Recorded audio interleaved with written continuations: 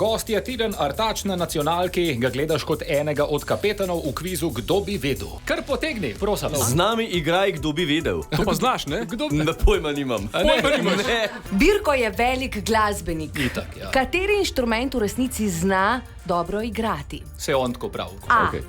Kitaro. Pred leti je na RTV Slovenija posnel uvodno špico oddaje TV Verjetem. Ja. B.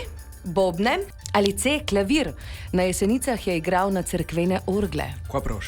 Ja, zdaj tu s kitaro na RTV Slovenija, te moraš obvladati v različnih stanjih tudi, a ne? Se pravi, on tudi če je si v nažgan, ne? To smo hotel reči. Ja, je le nacionalka, lej. Ta C, da pa Klavir, igral ja.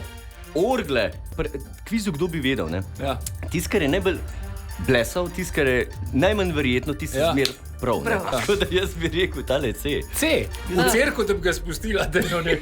Si farani pobegnili, lej. Poglej ga, no. Še župnik bi Bobni je pravilen odgovor, Birko je prav zares živel od tega.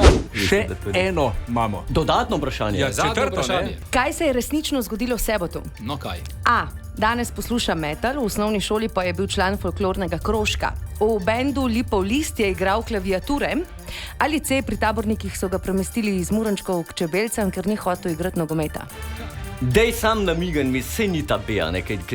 Jaz ti lahko namignem.